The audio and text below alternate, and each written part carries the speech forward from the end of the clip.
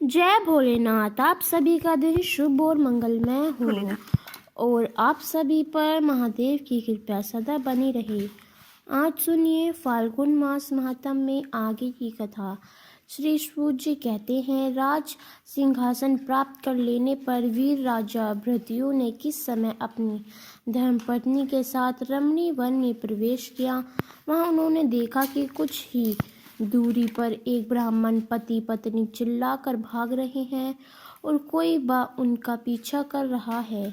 वे दोनों पति पत्नी चिल्लाकर कह रहे थे कि महाराज, हे राजन, हे करुणानिधि, हमारी रक्षा कीजिए, रक्षा कीजिए। यह पुकार सुनकर राजा ने अपना धनुष उठाया। इतने में ही वह बाण आ पहुंचा। उसने ब्राह्मणी को पकड़ लिया। हाँ नाथ, हाँ नाथ, हाँ प्रणाम, वल्पहा शंभु आदि कहकर विलाप करने लगी। बांध बड़ा ही भयानक था। उसने जैसे ही ब्राह्मणी को पकड़ा, तुरंत ही राजा भद्रय ने अपने तीखे बाणों से उसके मर्म में आघात कर दिया, किंतु वह माँ भली बांध उन बाणों से तनिक भी व्यतीत न होकर ब्राह्मणी को बलपूर्वक खींचकर दूर निकल गया। अपनी पत्नी को बांध के पंजों में पकड़ी हुई देखकर ब्राह्मण को बड़ा दुख हुआ और वह विलाप करने लगा, हे प्रिय, हे कांते, हे पतिव्रत, मुझे यहाँ अकेला छोड़कर तुम परलोक में कैसी चली गई। तुम्हें छोड़कर मैं कैसे जीवित रह सकता हूँ। राजन, तुम्हारे वे अस्त्र शस्त्र कहाँ हैं जिनकी बड़ी प्रशंसा सुनी जाती है। वे महान धनुष अब क्या हो गया। तुम्हारे 12,000 हाथियों से भी अधिक बल कहाँ है। तुम्हारे शंख खड़क और मंत्रास्त्र विद्या से क्या लाभ हुआ। दूसरों को क्षीण होने से बचाना तो एक क्षत्रिय का परम धर्म है।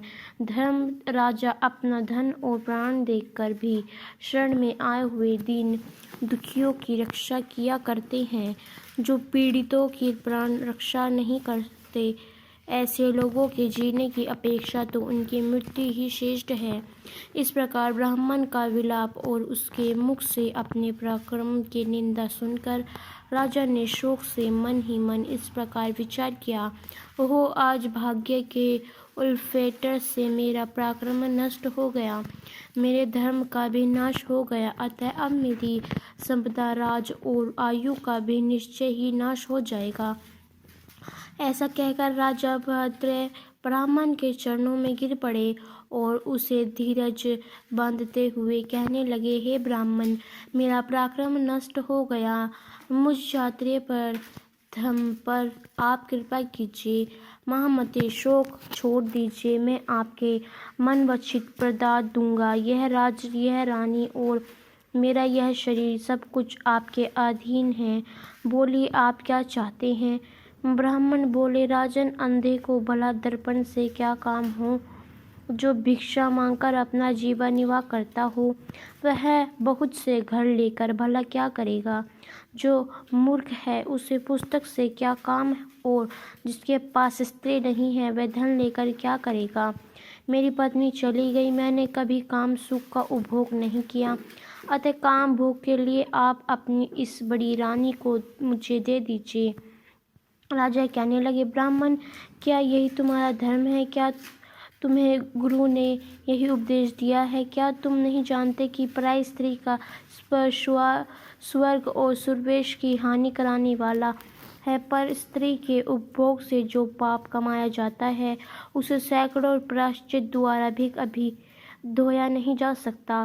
ब्राह्मण कहने लगे, राजन, मैं अपनी तपस्या से भयंकर ब्रह्म हत्या और मदिरापान जैसे पापों का नाश भी कर डालूंगा। फिर पर स्त्री संगम भला किस गिनती में है। इसलिए आप अपनी इस पत्नी को मुझे अवश्य दे दीजिए, नहीं तो आपका निश्चय ही नरक में जाना होगा। ब्राह्मण की इस बात पर राजा ने मन ही मन विचार किया कि ब्राह्मण के प्राणों की रक्षा न करने से महापाप होगा, अतः इससे बचने के लिए अपनी पत्नी को दे डालना ही श्रेष्ठ है। इस श्रेष्ठ ब्राह्मण को अपनी पत्नी देकर मैं पाप से मुक्त होकर शीघ्र ही अग्नि में प्रवेश कर जाऊंगा। मन ही मन ऐसा निश्चय करके राजा ने आग जलाई और ब्राह्मण को बुलाकर अपने प्रति अपनी पत्नी को दे दिया। इसके बाद स्नान करके पवित्र होकर देवताओं को प्रणाम करके उन्होंने अग्नि की 2 बार परिक्रमा की और एकाग्रचित्त होकर भगवान शिव का ध्यान किया। इस प्रकार राजा को अग्नि में गिरने के लिए तत्पर देखकर जगतपति ब्राह्मण विश्वनाथ सहसा वहां प्रकट हो गए। उनके 5 मूर्तें मस्तक पर चंद्रकला आभूषण का काम दे रही थी। कुछ पीले रंग की जटा लटकती हुई थी। वे कोटि-कोटि सूर्य के समान तेजस्वी थे। हाथों में त्रिशूल, खंडवांग, कुठार, ढाल, मृग, अभय, वज्र और पीनाग धारण किए बैल की पीठ पर बैठे हुए भगवान नीलकंठ को राजा ने अपने आगे प्रत्यक्ष देखा। उनके दक्षिण जनित आनंद से युक्त होकर राजा भृत्यों ने हाथ जोड़कर उनकी स्तुति की।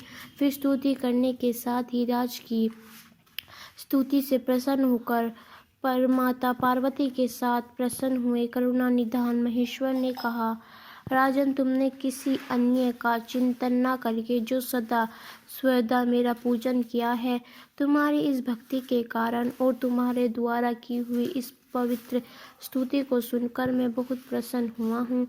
तुम्हारे भक्ति भाव की परीक्षा लेने के लिए ही मैं स्वयं ब्राह्मण बनकर आया था, और जिसे बांध ने खा लिया वह ब्राह्मणी और कोई नहीं है, गिरिराज नंदिनी उमा देवी ही थी। तुम्हारे बाण मारने से भी जिसके शरीर को बिल्कुल चोट नहीं पहुंची, वह बांध भी माया से बना हुआ था। तुम्हारे धैर्य को देखने के लिए ही मैंने तुम्हारी पत्नी को मांगा था। इस कृति मालिनी की और तुम्हारी भक्ति से मैं अत्यंत संतुष्ट हूँ। तुम कोई दुर्लभ वर मांगो, मैं उससे अवश्य दूंगा। तब राजा बोले, देव, आप तो साक्षात परमेश्वर है। आपने सांसारिक ताप से घिरे हुए मुझ अधम को जो प्रत्यक्ष दर्शन दिया है, यही मेरे लिए महान वर है। देव, आप वरदाता में श्रेष्ठ है। आपसे मैं दूसरा कोई वर नहीं मांगता। मेरी यही इच्छा है कि मेरी रानी ने मेरे माता पिता प्राक्षर वैश्य और उनके पुत्र शून्य, इन सबको आप अपना पाश्चात्यवर्ती सेवक बना लीजिए। इसके बाद राजा कृति मालिनी भी प्रणाम करके अपनी भांति से भगवान शंकर को प्रसन्न किया और यह उत्तम वर मांगा कि महादेव, मेरे पिता चंद्रकामंग और माता सीमतिनी, इन दोनों को भी आपके समय निवास प्राप्त हो। भक्तवत्सल भगवान गौरी पार्वती ने प्रसन्न होकर तथास्तु कहा और उन दोनों पति पत्नी को इच्छानुसार वर देकर वे क्षण भर में ही अंतर्धानी हो गए।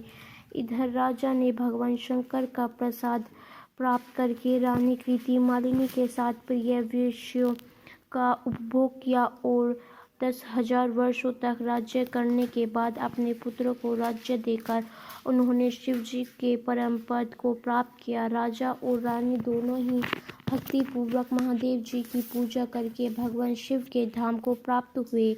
यह परम पवित्र, पाप नाशक और अत्यंत गोपनीय भगवान शिव का विचित्र गुणवा जो विद्वानों को सुनाता है अथवा स्वयं भी शुद्ध चित्त होकर पढ़ता है, वह लोक में भोग ऐश्वर्य को प्राप्त कर अतः में भगवान शिव को प्राप्त हो जाता है। श्री सूत जी कहते हैं, वामदेव नाम से प्रसिद्ध एक महातपस्वी शिव योगी हुए हैं, जो सुख दुख अति दंड से रहित, निगुण, शांत, असंग, समदर्शी, आत्माराम, क्रोध को जीतने वाले तथा ग्रह और ग्रहणी से हीन थे, सबके ऊपर दया करने से संलग्न करने रहने वाले वे महात्मा एक दिन स्वेच्छा अनुसार घूमते फिरते बड़े भयंकर क्रोधारण्य में जा पहुँचे। उस नितांत निर्जन वन में कोई भूख प्यास से व्याकुल अत्यंत भयंकर ब्रह्म राक्षस रहा करता था। वामदेव जी को देखकर उन्हें खा जाने के लिए वह राक्षस बड़े वेग से उनकी ओर दौड़ा। उससे आते देखकर योगेश्वर वामदेव बिल्कुल भी विचलित नहीं हुए। उस घोर ब्राह्मण राक्षस ने तेजी से दौड़कर उन्हें पकड़ लिया, लेकिन वामदेव जी के अंगों का स्पर्श होते ही उसकी सारी पाप राशि तुरंत ही नष्ट हो गई। तो आपको हमारा यह फाल्गुन मास का 7वां अध्याय कैसा लगा, हमें कमेंट करके अवश्य बताइए।